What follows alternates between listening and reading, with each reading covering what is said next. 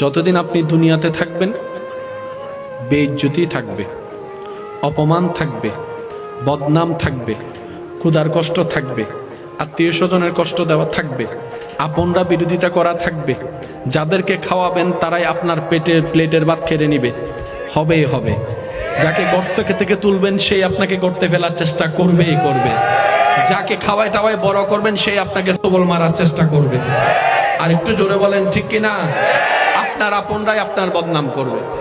وَلَنَبْلُوَنَّكُمْ بِشَيْءٍ مِنَ الْخَوْفِ وَالْجُوعِ وَنَقْصٍ مِنَ الْأَمْوَالِ وَالْأَنْفُسِ وَالثَّمَرَاتِ وَبَشِّرِ الصَّابِرِينَ الَّذِينَ إِذَا أَصَابَتْهُمْ مُصِيبَةٌ قَالُوا إِنَّا لِلَّهِ وَإِنَّا إِلَيْهِ راجعون। সুবহানাল্লাহ। শুনি না? এমন ভাবে সুবহানাল্লাহ বলেন যেভাবে সুবহানাল্লাহ বললে আপনার দিল খুশি হবে। এমন ভাবে সুবহানাল্লাহ বলেন যে সুবহানাল্লাহ বললে শয়তান নারাজ হয়ে যাবে।